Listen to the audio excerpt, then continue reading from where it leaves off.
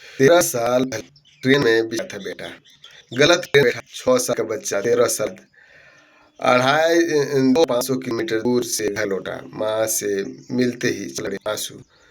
दोस्तों, झारखंड के पश्चिमी सिंहभूम जिले का एक छोटा सा गांव है हरिमारा।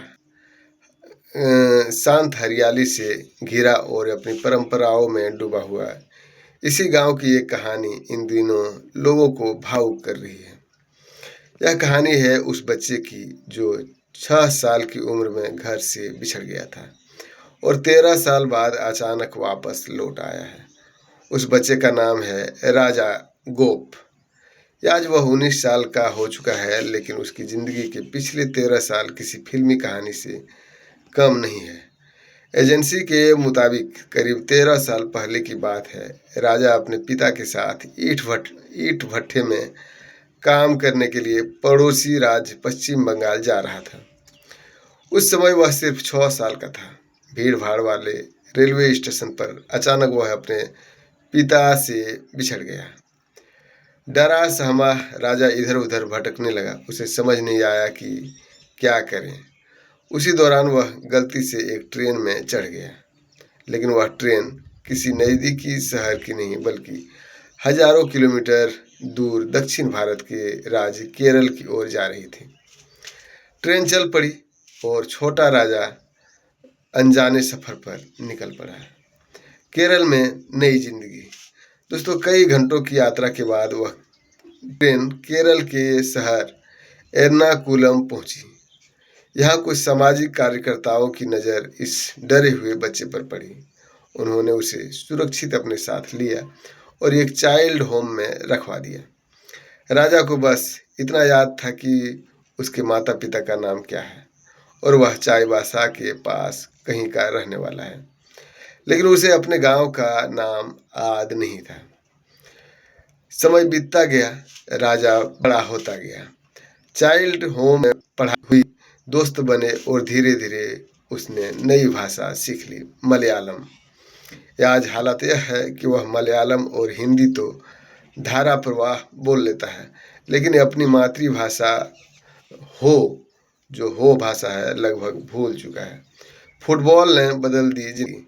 केरल में रहते हुए राजा को बॉल से लगाव हो गया। धीरे धीरे वह इस खेल में अच्छा प्रदर्शन करने लगा और स्थानीय फुटबॉल क्लब से जुड़ गया। उनकी पहचान एक मेहनती खिलाड़ी के रूप में बनने लगी। जिंदगी लौट रही थी, लेकिन उसके में किसी को उसके माता पिता इस साल फरवरी राजा को खेल के कसूर में स्किल डेवलपमेंट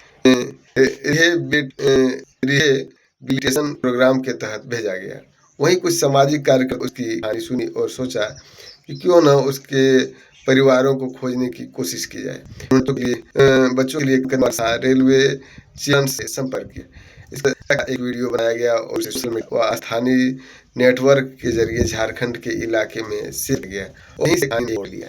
गांव ने अपना कुछ ही वह झारखंड के हरिमारा गांव तक पहुंच गया। गांव के लोगों ने वीडियो देखकर कहा, अरे यह तो हमारे गांव का राजा है। सूचना तुरंत प्रशासन तक पहुंची। पुलिस और स्थानीय प्रशासन ने जांच शुरू की और आखिरकार राजा के परिवार का पता चल गया। इस बीच एक दुखद खबर भी सामने आई। राजा के पिता का 4 साल पहले ही निधन हो चुका था। 13 साल बाद घर वापसी। सारी औपचारिकताएं पूरी करना झारखंड के लिए केरल पहुंची और राजा को अपने साथ लेकर वापस आई। जब वह अपने गांव पहुंचा तो वहां का नज़ारा बेहद भावुक कर देने वाला था। गांव अपने खोए हुए बेटे का स्वागत करने के लिए तैयार था। स्कूल के बच्चों ने ढोल नगाड़ों के साथ जुलूस निकाला। महिलाओं ने पारंपरिक आदिवासी नृत्य किया और फिर वह पल आया जिसका इंतजार था। राजा अपनी माँ मनी के सामने खड़ा था। माँ ने जैसे ही अपने बेटे को देखा वह फूट फूट कर रो पड़ी। दोस्तों, ये कहानी सुन के भावुक वाकई में हो जाएगा लोग। राजा भी खुद को रोक नहीं पाया। दोनों एक दूसरे से लिपट कर रोते रहे। वहाँ मौजूद हर व्यक्ति की आंखों में आंसू था, हर व्यक्ति की आंख नम था।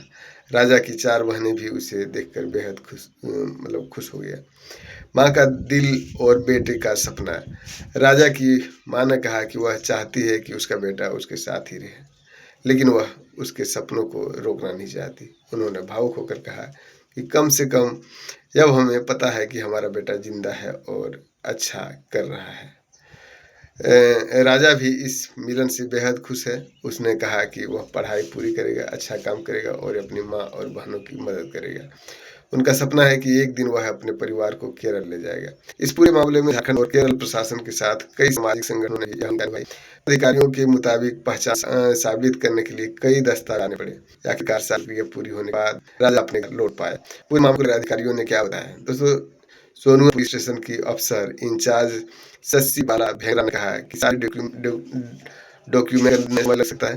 झारखंड से वापस लाने केरल गए। उन्होंने कहा कि कन्नूर आफ्टर के सुझाव के अनुसार पक्का करने के लिए जरूरी डॉक्यूमेंट साथ ले गए थे, जिसमें उसकी मां का एक डिक्लेरेशन भी शामिल था, क्योंकि उसके पिता की 4 साल पहले ही मौत हो गई थी।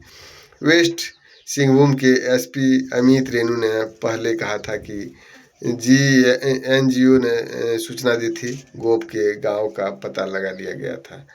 तो दोस्तों ये वाकई भावुक कर देने वाली कहानी था और पता नहीं इस तरह की हजारों घटनाएं होती है SC ST समाज में, क्योंकि उसे दूर दराज मजबूरी में काम करने के लिए जाना पड़ता है, अपना पेट भरने के लिए जाना पड़ता है।